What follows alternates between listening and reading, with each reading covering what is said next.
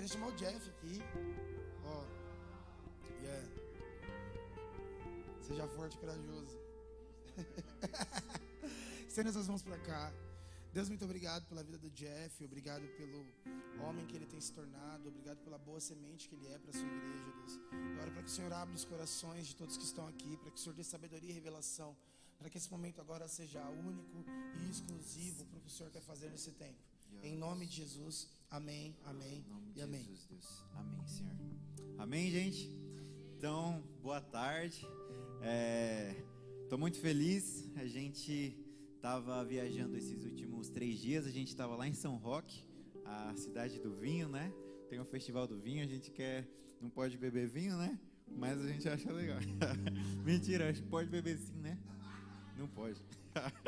Mas uma coisa muito legal que a gente estava fazendo lá, e que eu acho que que para mim faz muito sentido, né? Que é construir família. A gente estava nesses dias tentando unir nosso coração a todo mundo que estava lá, né? E a gente faz algumas agendas, a gente vai para alguns lugares, mas a ideia não é simplesmente servir eventos, mas é fazer família, né?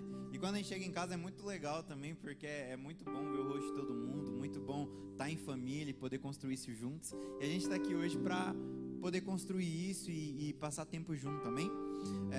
E a gente quer dividir algumas coisas. A gente está numa série agora que chama Carismas, amém? E o que é o carismas? Os carismas é dons, né? Dons do Espírito. Só que a gente está trabalhando 3 dons específicos, amém? Quais dons são esses? Palavra de conhecimento, palavra de sabedoria e palavra profética, legal? Então a gente está trabalhando esses 3 dons. A gente tem uma cerca de outros dons. A gente tem o dom de curar, a gente tem o dom de maravilhas, o dom de línguas, mas a gente acredita que é muito importante nesse tempo que a gente entenda sobre esses 3 dons, amém? Só que para que a gente entenda sobre esses 3 dons, a gente vai precisar entender algumas coisas antes, que é o quê? O fundamento que esses dons foram lançados. Então, eu não sei aqui quem já teve uma profetada na vida.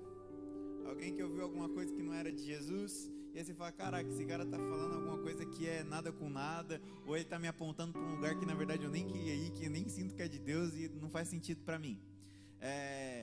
E por que essas profetadas acontecem, né? Por que a gente acabou recebendo, e a igreja brasileira foi muito conhecida por isso, né? De uma igreja que a gente era muito, talvez... tinha uma afeição muito profunda aos dons, né? Esse negócio do poder de Deus, e aí tinha aquele negócio do dom de línguas descontrolado, e aí tinha um monte de profecia, e isso parece que começou a ferir a igreja, porque não tinha fundamento, porque a gente fazia sem entendimento. Então a gente não sabia o que era profecia, a gente não sabia o que era o fundamento dos profetas. E a gente começou a profetizar e profetizar e profetizar, e dar destino, dar destino, dar destino. As pessoas nem estavam indo para esses destinos, nem estavam chegando nesses lugares, e começaram a confrontar a igreja e falar, cara, tem alguma coisa muito errada, tem alguma coisa muito fora do lugar, porque essas profecias, elas começaram a ser acusação para a igreja, em vez de ser demonstração do poder e da autoridade do Senhor, amém? Então, para que a gente consiga, abre comigo aí rapidinho, lá em Efésios 3, só o versículo 20, aqui eu acho que tem um versículo que ele explica muita coisa, e hoje a gente vai passar, antes da gente explicar os dons, antes da gente falar sobre esses 3 dons que eu falei agora, a gente vai precisar primeiro entender o fundamento. A gente precisa entender o que fundamento é esse que a gente precisa, para que a gente consiga desenvolver os dons espirituais. Então, lá em Efésios 2, versículo 20. Estão comigo? Sim? Efésios 2, 20. Fala algo muito profundo e muito simples. Ele fala assim, que nós somos edificados sobre o fundamento dos apóstolos e dos profetas, de que Jesus Cristo é a pedra de esquina, ou a pedra principal. Amém? Então, pensa numa construção. Quando a gente vai entendendo e desenvolvendo a construção, a gente sabe que primeiro precisa ser lançado o alicerce dessa construção. E o que a Escritura está dizendo que é o alicerce? Ele fala assim, existe um alicerce que é a pedra angular, que é Cristo. Então primeiro existe uma pedra angular, e a gente culto após culto tem falado sobre essa pedra angular, e ela é a pedra mais fundamental e principal que a gente tem. Só que existe um outro fundamento que está em cima dessa pedra, que começam a ser as colunas para que sustente toda a construção. E o que é esse fundamento? Ele fala que é o fundamento dos apóstolos e o fundamento dos profetas. Então, a gente tem aqui 17 livros que eles são sobre profetas. São 17 livros contando com profetas maiores e profetas menores, amém? Então existe um fundamento aqui. E às vezes a gente quer saber qual que é o nosso destino, para onde a gente está indo, sem entender que primeiro existem profetas que já profetizaram algo maior, que já profetizaram sobre a igreja, que já profetizaram sobre o destino da terra e para onde estamos indo. Então, às vezes queremos tanto entender nossa individualidade, para onde estamos indo, sem antes amar a profecia bíblica do que a igreja precisa se tornar e do que a terra vai se tornar. Então nós estamos trabalhando primeiro por uma coisa que é o quê? A profecia de Jesus nas Escrituras. E aí, só para vocês entenderem, eu não vou conseguir citar, dizer todas as profecias de todos os profetas maiores, de todos os profetas menores, mas a gente tem uma grande profecia que nós deveríamos estar apaixonados e trabalhando por ela. Que profecia é essa? É que Jesus em breve voltará. É de que Jesus está preparando uma igreja sem mancha, sem ruga, sem mácula. Mas parece que estamos tão interessados em ter os nossos próprios propósitos revelados, que estamos nos esquecendo que existe uma profecia maior que está regendo todos nós. Então por que nós deveríamos trabalhar? Nós deveríamos estar trabalhando pelo órfão e pela viúva. Nós deveríamos estar trabalhando pela construção da igreja. Nós deveríamos estar trabalhando para apressar a vinda de Jesus. A carta que Pedro escreve, ele fala uma coisa que durante um tempo inculcou a minha cabeça, que ele fala assim: vivam de forma que vocês apressem a vinda do nosso Senhor Jesus. Ou seja, se existe uma forma de eu apressar a vinda do Senhor Jesus, existe uma forma de eu retardar a volta dele. E como que eu retardo a volta do Senhor Jesus? Não entendendo a profecia bíblica e as Escrituras, não entendendo o que os profetas tentaram passar para nós, o que tantos profetas morreram e foram sacrificados por conta dessa profecia, o que tantos dos apóstolos foram mortos tentando manter um fundamento dentro de nós. Homens pagaram com sangue para quê? Para que um fundamento chegasse até nós, para que uma igreja fosse construída, mas nós nos perdemos tanto em nós mesmos, que nós estamos procurando o destino da nossa própria vida, sem entender o destino da igreja primeiro, sem entender aquilo que o Senhor está fazendo na terra. E isso começou a fazer muitos de nós irem de igreja em igreja atrás de revelação. E essa ideia do futuro, essa ideia de saber o que está por acontecer, parece que o homem tem uma ganância nisso. Então, na igreja a gente chama dos profetas. No mundo existe os videntes, existe a mãe de Ná, existe a pessoa que lê as cartas. Por quê? Porque a gente quer saber o que vai acontecer ainda, o que está por vir. Só que não para o mundo, para a minha vida, para o meu próprio interesse. E aí agora a gente precisa começar a entender o que é esse fundamento profético, né? O que os profetas disseram, o que é a profecia. Abram comigo aí em Ezequiel 16. Gente, esse é um texto que é doloroso de ler, tá? A gente leu ele de manhã. É o texto que você lê e não consegue não ser tocado por ele. Isso aqui é um texto que é Deus revelando o coração dele para o profeta Ezequiel e dizendo o que ele estava sentindo sobre Israel. E aqui ele vai começar a falar sobre tudo que ele pensa e sente sobre Israel, amém? E ele vai falar assim: e veio a mim outra vez a palavra do Senhor, veio a Ezequiel a palavra do Senhor, ao profeta. E aqui ele vai lançar o fundamento que nós estamos sobre. E ele fala assim: filho do homem, faz conhecer a Jerusalém as suas abominações, e diz: assim diz o Senhor Jeová a Jerusalém: a tua origem e o teu nascimento procedem da terra dos cananeus. Teu pai era amorreu e a tua mãe Eteia. E quanto ao teu nascimento, no dia em que nasceste, não te foi cortado o umbigo, nem foste lavada com água para te limpar, nem tampouco fostes esfregada com sal, nem envolta em faixas. Não se apiedou de ti olho algum para te fazer alguma coisa, compadecendo-te de ti. Antes, foste lançada em pleno campo, sendo menosprezada a tua pessoa no dia em que nasceste. E passando eu junto de ti, vi-te, eu te vi, e te envolvi, e você estava envolta no seu sangue, e disse, ainda que estejas no teu sangue, vive. Sim, eu disse, ainda que esteja no seu sangue, vive. E eu te fiz multiplicar como o renovo do campo, e crescestes e te engrandecestes, e chegaste a grande formosura. E avultaram-se os teus seios, e cresceu o teu cabelo, mas estavas nua e descoberta. E passando eu junto de ti, vi, e eis que o teu tempo era tempo de amores, e estendi sobre ti a aba do meu manto, e cobri a sua nudez. Dei-te juramento, e entrei em uma aliança contigo, diz o Senhor Jeová. Então te lavei com água, e te enxuguei do teu sangue, te ungi com óleo. E te vesti com roupas bordadas, te calcei com pele de texugo, te cingi com linho fino, e te cobri de seda. Te enfeitei com adornos, te pus braceletes nas mãos, e um colar ao redor do teu pescoço. E te pus um pendente na testa, brincos nas orelhas, e uma coroa de glória na cabeça. E assim fostes ornada de ouro e de prata. O teu vestido foi de linho fino, e de seda, e de bordados. Nutriste de flor, de farinha, mel e óleo. Fostes formosa em extremo, e foste prósperas, até chegares à realeza. E correu de ti a tua fama entre as nações, por causa da tua formosura, pois era perfeita, por causa da minha glória que eu pus em ti, o Senhor Jeová. Mas confiastes na sua formosura, te corrompestes por causa da tua fama, e te prostituístes com tudo que passava para seres deles. E tomaste dos teus vestidos, fizestes lugares altos, pintados de diversas cores, e te prostituístes, como nunca antes sucedera.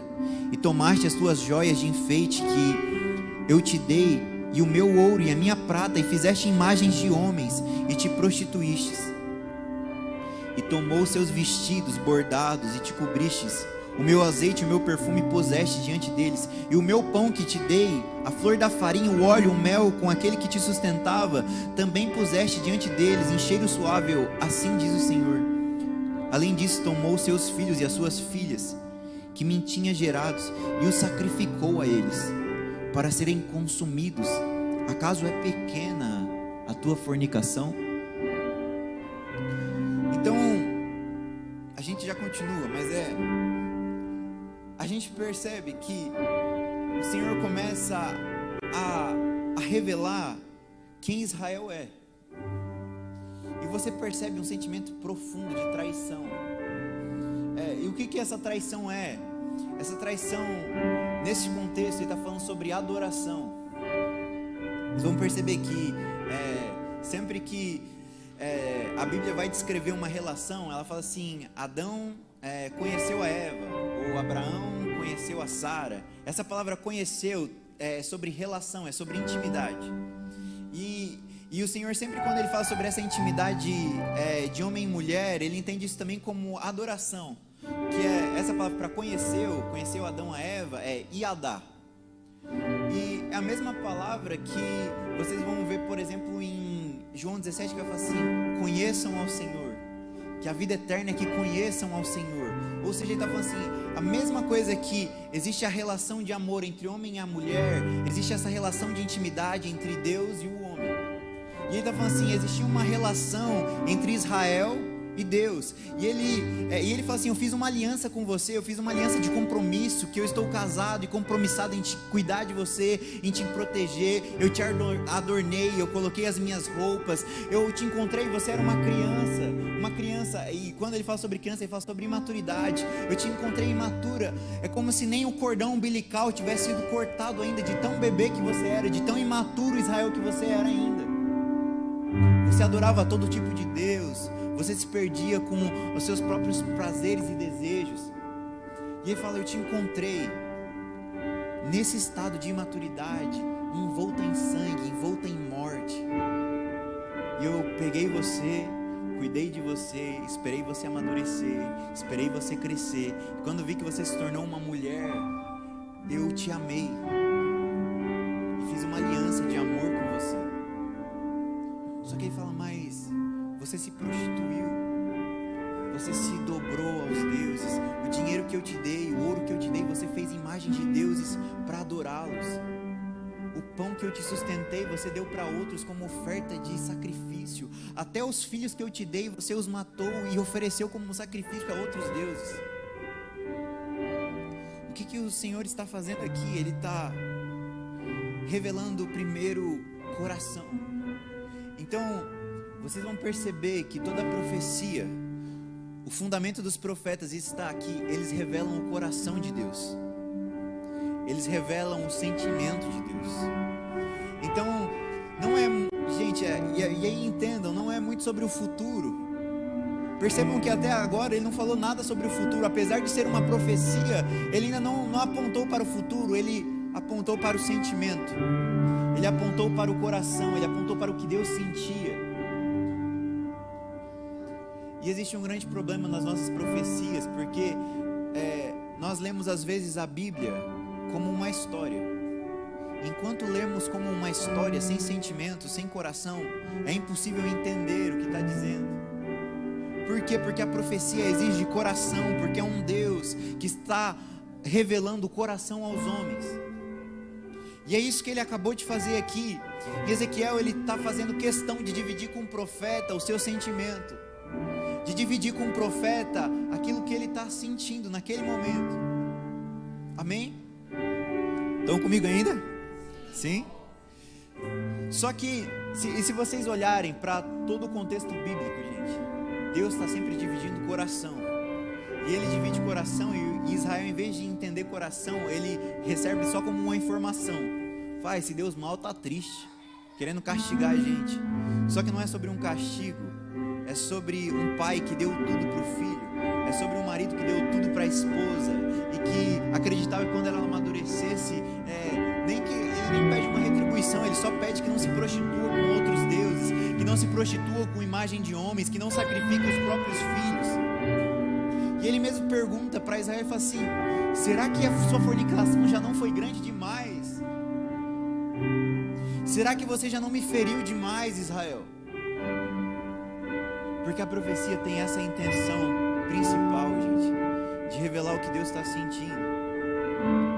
Então, entendam comigo, ainda não é sobre o futuro, é sobre o sentimento. E eu creio que nós precisamos ter esse coração de, cara, o que Deus está sentindo agora? Talvez Ele nem queira saber o que a gente vai fazer amanhã, talvez é o que Ele está sentindo sobre nós agora. É sobre o que o Senhor está pensando sobre a nossa casa, sobre a nossa família, sobre a igreja, sobre a Big Home, sobre a igreja brasileira. O que Deus está sentindo agora? E Deus, Ele está sempre falando, gente, Ele nunca se cala. Você só precisa buscá-lo, você só precisa ter interesse em ouvir o que Ele quer falar, que Ele vai te dizer o que Ele está sentindo agora. Mas aí não termina aqui. Acredito que um outro fundamento do profeta ele revela entendimento. Então ele revela sentimento, mas ele também revela entendimento. Então apesar de ele falar sobre um sentimento, mas Deus não é um Deus simplesmente sentimental, que está sentindo e está perdido nos seus sentimentos. Ele também tem entendimento, ele tem conhecimento, ele tem sabedoria. E agora, se a gente continuar o texto, vamos para o 35.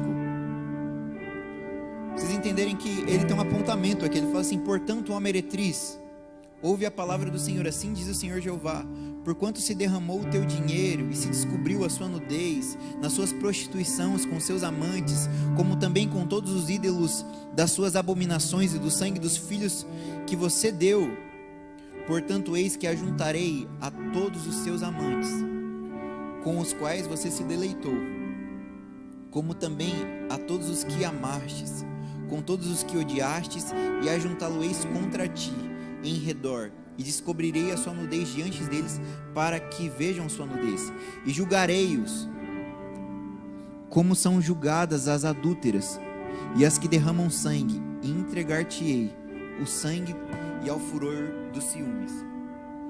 O que Deus está revelando aqui? Ele está falando assim, conforme, primeiro ele divide o coração, primeiro é tudo isso que eu senti, fala assim, mas agora existe uma consequência de todos os seus amantes, existe uma consequência de todos os filhos e todas as crianças que você sacrificou a deuses. Isso é entendimento, isso é sabedoria. A gente talvez esteja numa geração que as pessoas fazem as coisas erradas e já não são mais corrigidas. Isso parece ter aparência de sabedoria, né? Deixa passar, tá tudo bem. Só que isso só destrói mais a criança se ela for criada dessa forma. Então, se a gente olhar para o livro de Hebreus, ele vai dizer que o pai corrige o filho que ama. A correção é um dos fundamentos da sabedoria, do conhecimento. E o que ele vai começar a fazer? Ele divide o coração, ele fala sobre todo o amor que tem, mas ele fala assim: eu preciso te corrigir agora, Israel. Eu sinto algo, mas eu também entendo algo. Eu estou sentindo, eu tenho me sentido traído por você, mas eu preciso cuidar, eu preciso julgar você agora. Por conta de todas as suas obras, de tudo aquilo que você se perdeu e destruiu. E ele começa a dar entendimento para Israel. Entendimento esse que Israel nem queria ouvir. Entendimento esse que Israel adorou tanto esses deuses. Só um princípio aqui, abrindo um parêntese, você se torna tudo aquilo que você adora, gente. Tudo que a gente adora, a gente se torna. Então, cara, se você adora o sexo, você vai querer fazer sexo toda hora. Se você adora o dinheiro, você vai correr atrás de dinheiro. Se você quer fama, você vai dar tudo para ter fama.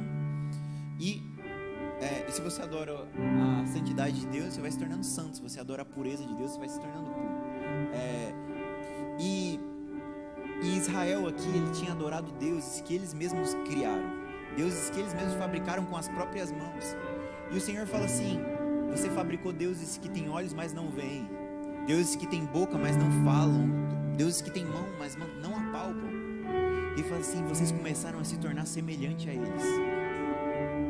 Ou seja, quando Jesus vem nos evangelhos e ele começa a dividir o evangelho, parece que os homens têm ouvido, mas não conseguem ouvir, não conseguem entender o que Jesus está falando. Homens que veem os milagres, que veem tudo que Deus está fazendo, a multiplicação dos pães, Jesus andando sobre as águas, mas parece que eles não conseguem perceber que é Jesus. Por quê? Porque eles adoraram tanto um Deus que tem mãos e não vê, que não pega, que tem olhos e não vê, que eles começaram a se tornar semelhantes.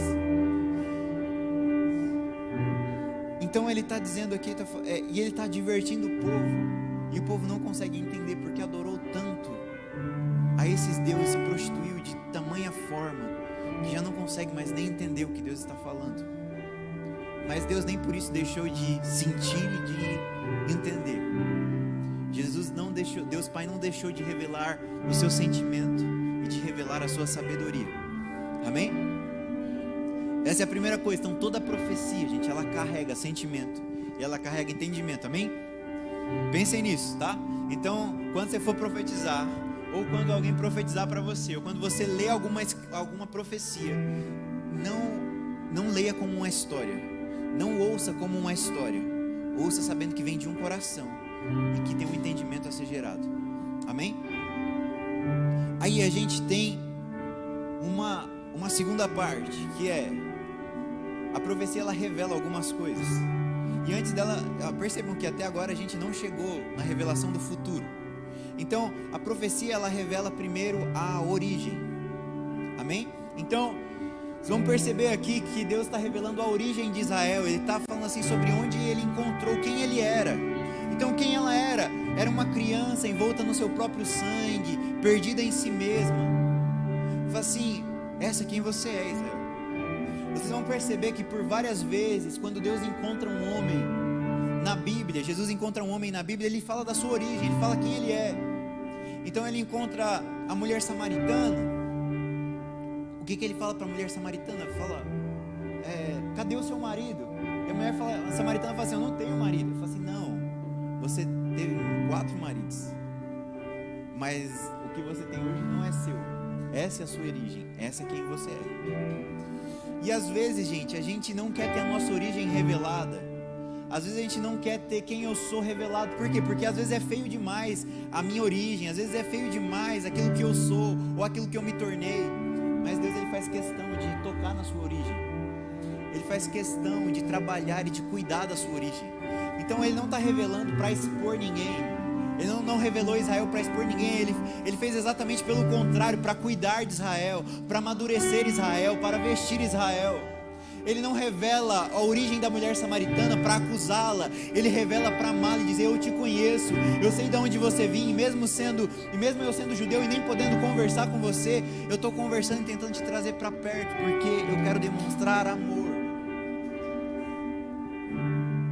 Então, a profecia bíblica está revelando a origem de quem somos, seja feio ou seja bonito. Jesus, ele não quer você só com o seu futuro, ele não quer o Jeff daqui 10 anos.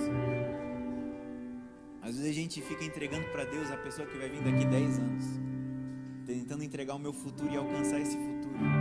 Só que Deus não se apaixonou pela igreja que vai vir. Ele está apaixonado por essa igreja agora, e ele morreu por essa igreja agora. Ele morre por essa igreja porque sabe quem ela é.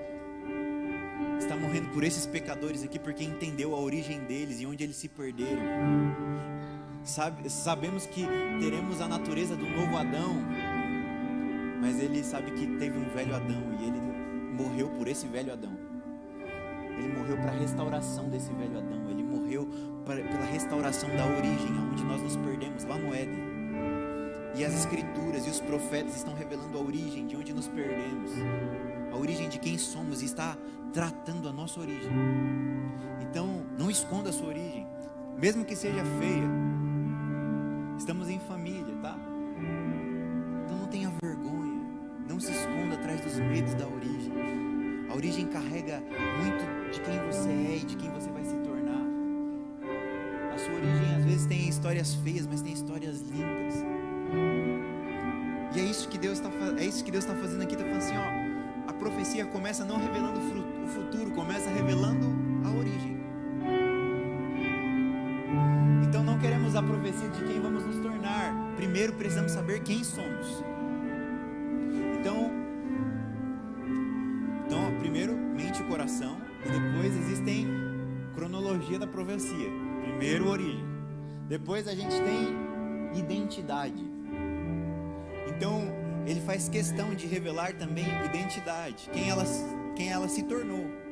Então, para que Israel foi criada? E aí ele começa a revelar, fala assim, ó, você se tornou uma mulher madura, uma mulher pronta para amar, uma mulher adornada nas minhas vestes, uma mulher pronta para dar as riquezas, para ser generosa, para cuidar das nações que estavam em volta e não para se prostituir com elas. Ele começa a revelar todo o potencial que ela tinha para ser, tudo que Israel era para ser. Glória a Deus. Então, o Senhor faz questão de revelar identidade, gente. Só que essa identidade não está em eu correndo atrás da minha identidade, que às vezes a gente fica ansioso e sai correndo, desesperado, quem eu sou, quem eu sou, quem eu sou, quem eu sou. Sabe onde está escondido a minha identidade? A minha identidade está escondida dentro dessa profecia da igreja. Quando eu me interesso com a igreja, quando eu me interesso com a família, quando eu me interesso com um propósito maior, Deus faz questão de revelar o propósito individual. Então, se a gente olha para a vida de Pedro, Jesus faz uma pergunta para Pedro e fala assim, Pedro, quem você diz que eu sou? Ele tira Pedro de dentro de si mesmo e fala assim, mas Pedro, quem você disse que eu sou? Ele fala assim, Senhor, tu és o Cristo. E a gente aprendeu esses dias que alguns historiadores dizem que a palavra Cristo, né, até aquele determinado tempo nunca tinha sido falada antes. Aquela é a primeira vez na história e na Bíblia que a palavra Christus aparece. Ele fala assim, bem-aventurado és, Pedro, porque não foi nem carne nem sangue que te revelou isso. Assim, Pedro está tendo acesso à profecia, mas a profecia do que Jesus iria se tornar, não, de quem Jesus era, da identidade de Deus. E aí fala assim: agora sim, Pedro, agora que você descobriu o propósito maior, agora que você descobriu o que é a igreja, quem eu sou, fala assim: tu és Pedro, tu não é mais Simão, eu te dou uma nova identidade, tu és Pedro, e sobre essa revelação que você teve, eu vou construir a minha igreja. Você é um pequeno pedregulho, você vai fazer parte dessa construção. Então, não é quem está correndo atrás do seu propósito, de uma revelação para a sua vida. É quem está correndo atrás da construção da igreja. E quando encontra quem Jesus é e descobre quem Deus é, começa a descobrir quem você mesmo é. Glória a Deus. Então, a gente percebe aqui que a gente tem a identidade revelada. E por aí vai, gente. Vocês vão perceber que Deus, ele sempre faz questão de revelar a identidade. Adão, quando a mulher é tirada da costela de Adão ele lança uma profecia sobre Eva. Não de quem ela se tornaria, mas de quem ela era. Fala assim: mulher, você é carne da minha carne, osso dos meus ossos, você vai se chamar mulher, você vai se chamar Eva. Por quê? Ele está falando assim: você saiu de dentro de mim, você tem origem. Você tem um lugar escondido, você é carne da minha carne, você é da minha essência, você é parte de quem eu sou. Poderosíssimo, gente, sem ter falado sobre o futuro ainda. Poderosíssimo, sem dizer o que vai acontecer ainda. João Batista dizem ser o maior profeta. O próprio Jesus disse que ele é o maior profeta, que antes dele não veio nenhum profeta maior. Só que João Batista não tem nenhuma profecia falando sobre o futuro. Mas por quê? Porque ele não estava querendo revelar o futuro, ele estava querendo revelar a origem e a identidade de Deus. Ele estava assim: eis aqui o Cordeiro de Deus que tira o pecado do mundo. Eu reconheço a profecia, eu reconheço a identidade da profecia, e que tudo que foi profetizado pelos profetas está consumando diante de mim. Tudo que eles diriam que ia acontecer, eu estou vendo acontecendo na minha frente. E, gente, naquela época existiam sacerdotes, existia a religião, existia a igreja da época. E a igreja da época não reconheceu. A igreja da época não conseguiu saber que a profecia estava se cumprindo. Sabe quem vai saber que a profecia estava se cumprindo? 3 reis magos, que nem crente era. 3 reis magos que lá em Daniel, quando Daniel ele revela o sonho a Nabucodonosor, existia uma sentença de morte para todos os magos que Nabucodonosor tinha sentenciado. Por quê? Foi assim: se ninguém me revelar o meu sonho, e Nabucodonosor deixou mais dizer, falando: nem o sonho eu não vou contar, vai ter que saber o que eu sonhei e interpretar. E se nenhum desses magos souberem, eu vou mandar matar todos. E Daniel chega e revela o sonho a Nabucodonosor. E aí a sentença de morte que tinha sobre todos os magos deixou de existir. Nenhum dos magos foram mortos por conta de Daniel. E aí esses reis magos começam a estudar sobre o Deus de Daniel. E aí quando Jesus está prestes a vir falar: isso é o que a gente estudou, de que em breve veria um Messias, aquilo que aprendemos com Daniel, porque alguém estava interessado em não saber o que aconteceria no futuro, mas interpretar a identidade de Deus e como ele seria. A origem de Deus, da onde ele veria. Existe um homem vindo de Belém, existe uma origem desse Deus, aonde ele habita, onde ele vai morar. E sabendo a origem, sabendo a identidade, aí vai ser mais fácil entender o que vai acontecer depois. Então, a gente tem a origem e a identidade. E aí sim a gente tem o destino, a gente tem o futuro. E também, gente, agora que a gente entendeu todas essas coisas, fica mais fácil lidar com o futuro. Porque agora estamos seguros, entendemos o coração de Deus para conseguir profetizar para as coisas que ainda hão de acontecer. Então, gente, o futuro e para onde estamos indo é muito importante. Eu estava falando antes de manhã, né, que foi de física, que entre o ponto A e o ponto B a distância mais curta é uma reta, né? Só que em vez da gente tornar isso simples e simplesmente saber, qual que é o meu norte, onde é o ponto B, para onde eu estou indo, é aqui, a gente não sabe onde é o ponto B, então a gente vai tentando procurar, e a gente vai indo de um lado para o outro, andando em zigue-zague, e perdendo muito tempo. Eu mesmo perdi muito tempo da minha vida, porque falaram para mim de Jesus, mas eu não acreditava direito, então eu ia tentar procurar em uma série de outras coisas, e até quando conheci o Senhor, parece que tinha tanta confusão na minha mente e dentro da igreja que eu falei assim, eu não sei nem para onde eu tenho que ir, eu estou indo de um lado para o outro. Onde será que é o norte? O que eu preciso me tornar? Para onde eu estou indo? E para onde você está indo, a construção que você está fazendo, se você tem um norte, gente, tornam as coisas muito mais fáceis. Então eu preciso dar um norte para minha esposa, que é, amor, nós estamos construindo uma casa saudável, nós vamos construir uma igreja saudável, nós vamos construir filhos que amem ao Senhor. Eu sei o norte, então eu preciso trabalhar no meu presente para chegar até esse norte, para chegar até esse futuro, amém? Então, quais são as profecias que estão por vir, o que foi prometido que ainda viria? Nós temos profecias de que vai haver uma grande tribulação, que vai haver um grande tempo de dor, por exemplo, na terra e em toda a terra, fome, pestes acontecendo em toda a terra, mas se eu não entender e não me preparar para isso, e não entender que isso está para acontecer, e não preparar meus filhos e preparar a minha família, quando se chegar e nos surpreender, por não estar preparados, nós vamos sofrer ou até desistir no meio da caminhada. Por quê? Porque não sabíamos o norte, não nos preparamos para ele. Então, não sei o que você... Gente, e é sempre assim. Na nossa vida comum, você precisa saber o norte. Então, o que eu quero... O que a Cacá quer se tornar? Quer se tornar um advogado.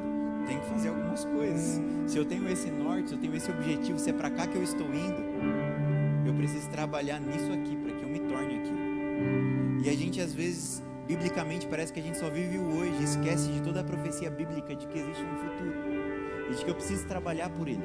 Entende? E aí, gente, não é o indivíduo. Aqui a gente está falando primeiramente sobre o fundamento dos apóstolos, sobre a grande profecia bíblica que está escrita nesse livro e que nós devemos estudar, porque esse é o livro da profecia. E esse livro vai me ensinar sobre tudo sobre o que foi, sobre o que é e o que vai acontecer.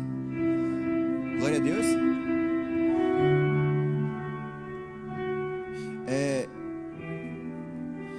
Amém? Então, a gente vai passar para a próxima parte, mas o fundamento dos apóstolos é esse, gente. Então, de novo, para vocês memorizarem, junto comigo.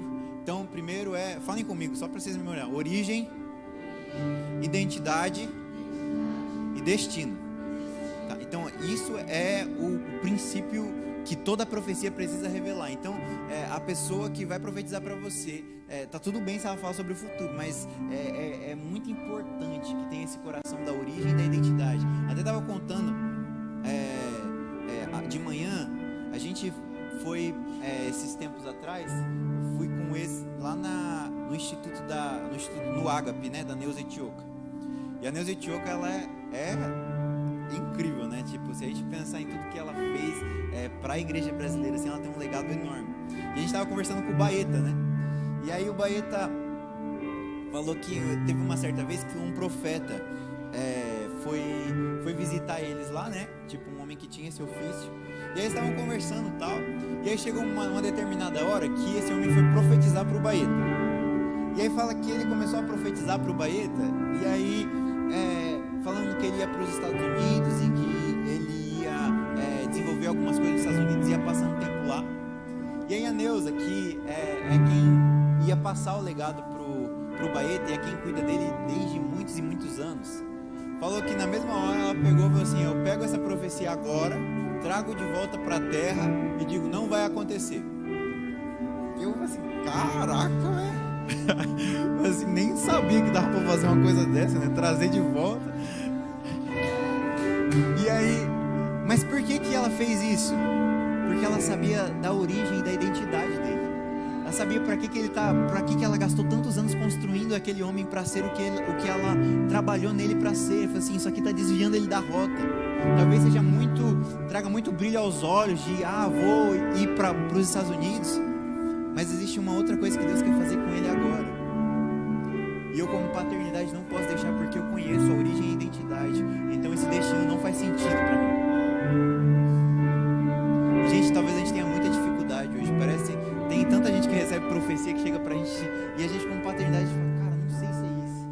Só que o cara confia tanto e se desprende tanto da paternidade que fala, não, eu vou do mesmo jeito. Porque não tem ligação paternal que saiba a sua origem e a sua identidade. Porque isso é tão profético quanto, gente. Amém? Então, primeiro a gente precisa entender isso, gente, de que existe um macro, de que existe uma profecia maior, existe uma paternidade sobre nós. E aí a gente consegue apontar destino, tá? Então é origem, identidade e destino. E Deus revela sempre entendimento e o coração dele. Ele sempre revela a mente dele e revela o coração dele. Amém? E aí, agora a gente vai para a segunda parte. A segunda parte é mais rápida. A gente está estudando sobre dons. E esses dons, eles precisam ser desenvolvidos. Então, se a gente for lá para 1 Coríntios 12, vamos só ler de manhã, não li, mas eu acho legal a gente ler.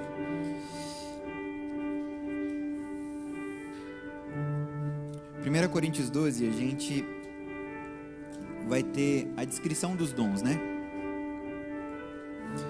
E ele vai descrever os dons espirituais. Vamos só ler esses dons para vocês entenderem um pouco sobre isso, né? E onde que tá. Então marquem aí que é Coríntios 12 que ficam os dons. E ele fala assim,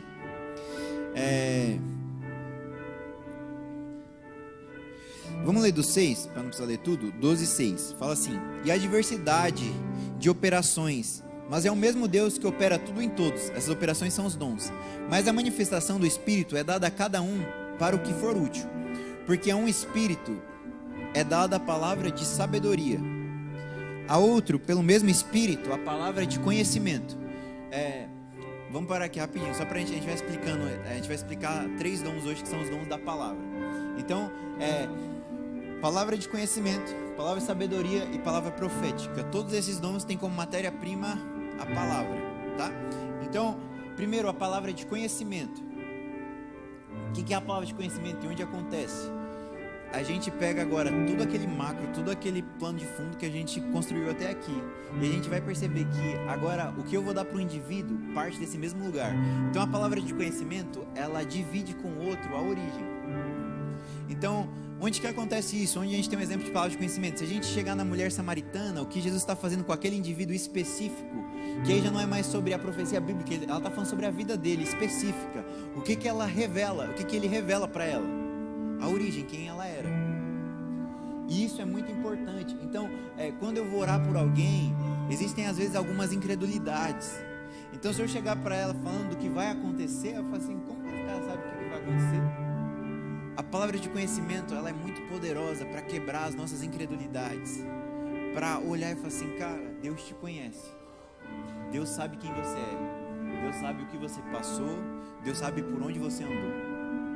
Então, a palavra de conhecimento, ela tem esse sentido de revelar e de dar a origem do homem, e de dar a origem do homem a ele mesmo, de mostrar para ele aquilo que Deus está pensando e sentindo sobre a origem dele. Amém? Então, quando a gente leu Ezequiel 16, apesar de ser uma origem, aquela origem estava carregada de sentimento e de pensamento de Deus. Então Deus está carregado de pensamento sobre a nossa origem e de pensamentos sobre a nossa origem. Amém? Alguns de tristezas, outros de alegrias, mas Ele tem sentimento sobre isso. Amém? Depois a palavra de sabedoria. Onde que a gente tem a palavra de sabedoria? Estão comigo ainda? Sim? Já ficou de noite, né? Mas está acabando. Palavra de sabedoria. Lá em José, a história de José vai contar aqui. Haveriam 7 anos de fome e 7 anos de fartura. Então José, ele se encontra com o faraó, e Faraó conta esse sonho para ele, fala sobre 7 anos de vacas gordas e 7 anos de vacas magras, amém? Todo mundo lembra essa história?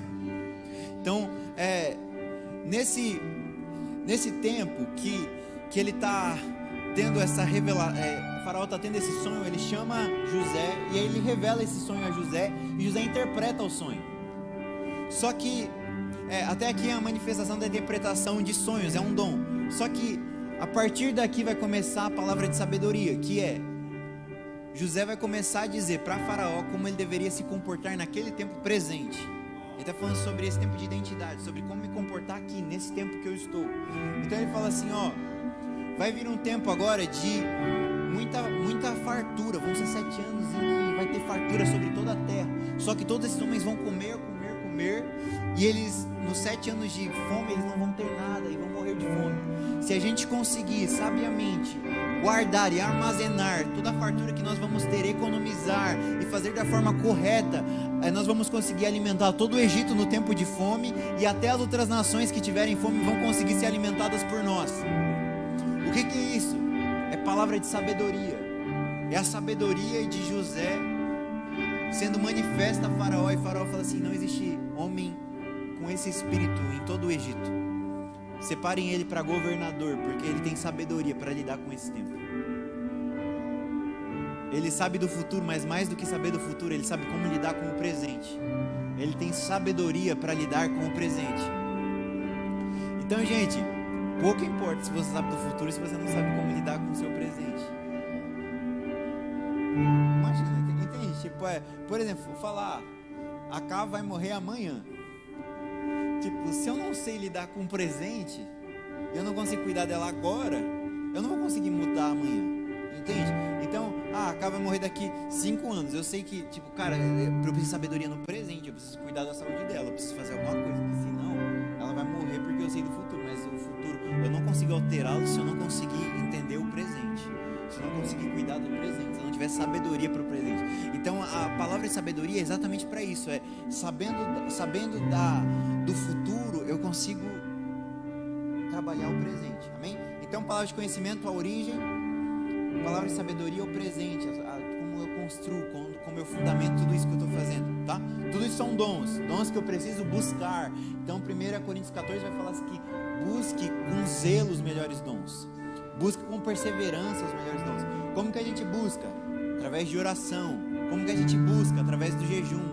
Como que a gente busca? Através da leitura das escrituras. Então eu preciso, por exemplo, o dom de sabedoria, gente.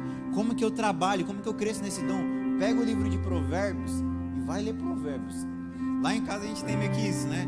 Tipo, a gente pega o livro de Provérbios, são 31, né? 31 capítulos. E a gente pega e lê um por dia. Chega no outro mês, vira o mês, nós vai ler mais uma vez, até a gente conseguir aprender sobre sabedoria. E, gente, parece que isso, aos pouquinhos, na primeira vez que você lê, parece que não dá muita diferença, porque você não entende nada do que Salomão falou. Segunda vez também é mais ou menos. Só que conforme você vai fazendo aquilo, parece que vai exercitando a sua mente até uma hora que começa a fazer sentido. Você começa a conseguir aplicar a sabedoria, entender aonde que ela se encaixa, em que tempo você precisa encaixar o que você está aprendendo. Então, leiam Provérbios. A Bíblia é esse instrumento para que eu consiga exercitar esse dom, tá? Então, leiam Provérbios. E uma outra coisa que a própria Bíblia vai falar assim, quem não tem sabedoria, peça a Deus. Então, como que eu consigo esse dom? Através de oração, pedindo ao Senhor que nos instrua e que nos torne sábios, amém? Gente, então, de verdade, vamos parar de ser tão místicos, esperando o que há de vir e esquecendo do que precisamos nos tornar agora. Apreciamos tanto a profecia que esquecemos da sabedoria. Só que profecia sem sabedoria não faz sentido, nós não sabemos lidar. Então, palavra de conhecimento e palavra de sabedoria. E por fim, a palavra profética. Então, aí sim agora, a palavra profética, ela diz respeito. E agora que a gente aprendeu tudo isso, e temos segurança, agora para lidar com a palavra profética é muito mais fácil, é muito mais simples. Por quê? Porque temos fundamentos e temos uma estrutura sólida que nos dá segurança para construir, amém? Então, a palavra profética, ela tem essa intenção de revelar o que vai acontecer. Amém? Então, e aí a gente vai ter uma série de profecias para indivíduos mesmo. Então, por exemplo, Paulo tem um certo período da vida dele que ele encontra um profeta que chama Ágabo. E Ágabo nem conhecia Paulo, e fala que ele viu uma cinta em um determinado lugar que eles usavam, né? E aí ele pega essa cinta, e aí ele fala assim: de quem que é essa cinta? E as pessoas falam: é de um irmão que chama Paulo. Ele fala: esse irmão, ele vai ser morto daqui a alguns dias. Com essa cinta vão amarrar as mãos deles, vão entregar ele à morte. O que é isso? É Ágabo trazendo uma palavra profética, trazendo uma palavra sobre as coisas que vão acontecer. E gente, é burrice nossa não usufruir disso, sabe? Eu já ouvi isso uma vez, de tipo, é como se Deus ele tivesse uma série de ferramentas para nós no céu, uma série de coisas reservadas, de dons, de talentos para nós no céu, e às vezes nós, por medo ou por preguiça, nós não desfrutamos deles. Nós não vamos lá no céu buscar esses dons para facilitar o nosso trabalho na terra. Então, se nós temos a palavra profética, se nós conseguimos saber o destino, isso ajuda muito as nossas vidas para saber como precisamos nos comportar no presente. Então, e vocês vão perceber, leiam comigo lá, só passa uma página aí, é 1 Coríntios 14. 1 Coríntios 14, 3. Ele vai falar sobre o dom de profetizar. Ele fala assim: o que profetiza, fala aos homens para edificação, exortação e consolação. Então, ele fala assim: a profecia serve, a palavra profética que revela destino, ela serve para 3 coisas. Primeiro, ele fala assim que serve para edificação. Então, é como se fosse uma planta, gente. A palavra profética, ela é uma planta que ela vai dizer o que precisa ser feito e como precisa ser feito. Se eu não tenho a palavra profética, eu não sei como fundamenta, eu não sei como construir, porque eu não tenho o que? A planta, eu não tenho aquilo que vai dizer o que vai se tornar daqui a algum tempo. Então eu pego a planta, o que a planta está falando assim? Vai ficar assim, as paredes é para estar nesse lugar, é para ser construído dessa forma e dessa forma. Então, e por isso a importância de eu acessar a palavra profética e saber, cara, agora eu sei o que precisa ser construído dentro de mim e o que precisa ser construído como igreja. Amém? Depois ele fala que a palavra profética, além de edificação, ela serve para consolação. E gente, eu não sei se vocês já tiveram acesso à palavra profética. Às vezes o cara te fala sobre o que vai acontecer e aquilo parece que te dá paz, te consola. Assim, uau, parece que vai ficar tudo bem mesmo, parece que está realmente construindo alguma coisa dentro de mim. Porque apesar de ele estar falando de algo que ainda virá, já está gerando consolo. E a profecia tem esse intuito de consolar os nossos corações. Amém? Então, de construir, de ser a nossa planta, mas também de ser o nosso consolo. E depois ele fala sobre a palavra profética também serve para exortar. Então, o que acontece em Ezequiel 16, a segunda parte do texto que a gente leu, existe uma exortação. Existe, cara, vocês desobedeceram, vocês se prostituíram, vocês venderam seus filhos, vocês sacrificaram seus filhos. E eu preciso exortar vocês. E aí a palavra profética vem como, vai vir juízo sobre vocês, por conta do que vocês fizeram. Aquela é uma exortação para mudar o rumo e mudar o trajeto das coisas para que Israel mude. Ou seja, existem palavras proféticas de exortação para que nós para que a gente mude o nosso trajeto, né? Que a gente mude a nossa rota. Tá? Então a palavra profética ela também serve para esse tipo de alinhamento. Então serve para edificação, consolação e para exortação. Amém? Glória a Deus. Legal, deu para aprender hoje? Fiquem de pé comigo.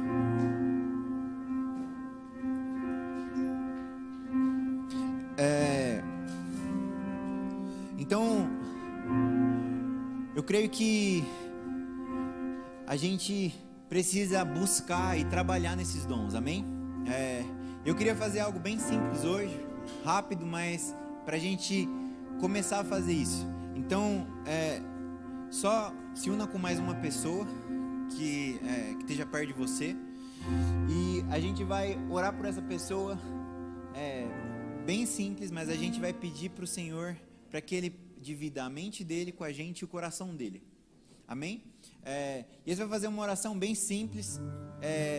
E, gente, às vezes a gente tem essa parada muito mística, né? De que alguma coisa, uma voz dos céus vai vir, um anjo vai descer e aí ele vai falar comigo sobre o destino da pessoa.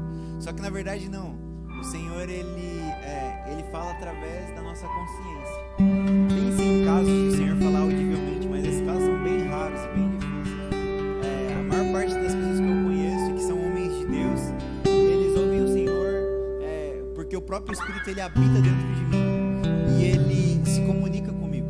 E ele se comunica através do quê? Através dos meus sentimentos e através do meu entendimento. Esses são os dois principais meios que o Senhor usa para falar conosco. Então você vai orar e você vai ver que algumas coisas vão começar a vir na sua cabeça. E às vezes coisas que não faz sentido nenhum. Um dia a gente orar por pessoa e fala assim: caraca, veio uma parada na minha cabeça que não faz sentido. Tipo, de manhã tava do Rafão, né? Tipo, veio um jardim na minha cabeça. E aí pra mim não faz sentido nenhum. Assim, nossa, sei lá, tô orando com a capa, amor, veio jardim na minha cabeça. Tipo assim, jardim não faz sentido nenhum. Tipo, pra mim. Só que aí pra ela fala assim: caraca, faz muito sentido. Nossa, eu vivia brincando num jardim específico que era tal jeito. Por quê? Porque o Senhor, ele vai usar a linguagem dessa pessoa para falar com ela, tá? E ela vai usar a sua consciência. Então, vocês vão perceber que toda profecia tem algumas coisas que os profetas não sabem explicar. Mas é porque eles estão vendo coisas, eles tentam explicar com a figura de linguagem que eles têm. Então, por exemplo, viu, o Senhor falou assim, tem um ser vivente lá que ele é semelhante a um leão. Ele é parecido, ele parece com tal coisa, que é o quê? Uma imagem que ele tem na terra. E ele fala assim: agora eu vi nos céus, só que não é exatamente, mas é parecido, é semelhante. Então o Senhor muitas vezes ele fala conosco através da nossa consciência, usando coisas semelhantes para falar com os nossos irmãos. Então ele começa a revelar algumas coisas na nossa cabeça, no nosso coração, na nossa mente. E aí você vai falar: nossa, eu estou vendo tal coisa e é semelhante a isso. E aí você vai orar com ele, amém? E vai pedir isso, peça para o Senhor: Senhor, me revele o seu coração e me revele a sua mente, para que eu possa liberar o destino, a origem e a identidade sobre essa pessoa que está do meu lado, amém? Então vamos lá, a gente vai orando, o pessoal vai fazer adoração, e aí conforme vocês forem orando, e aí vocês podem já ir entregando, tá? Se forem sentindo alguma coisa, já vai orando e entregando, tá bom? Jesus, nós amamos a sua presença, Deus. E Deus, nós agora pedimos pelo Espírito da profecia, o Espírito do conhecimento, o Espírito do amor, Espírito de sabedoria, Espírito de revelação, Deus.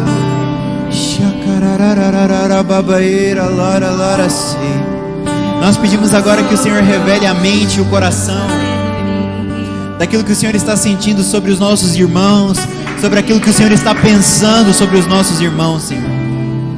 Nós amamos a sua presença e amamos tudo que o Senhor está fazendo e construindo. Nós nos unimos aos profetas, nós nos unimos aos apóstolos, e nós não queremos construir nada diferente disso. Então revele o propósito da sua igreja dentro de cada vida, dentro de cada homem que está aqui. Revele o propósito da terra e de tudo que o Senhor quer construir dentro de cada homem, de cada mulher que está aqui hoje.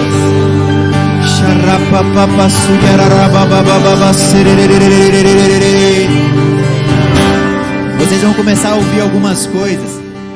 Repartam isso com seus irmãos. Algumas figuras, algumas imagens, algumas frases.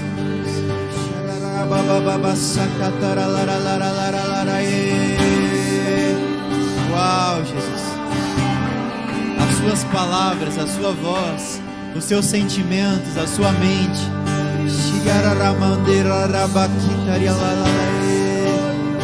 Uau, Deus.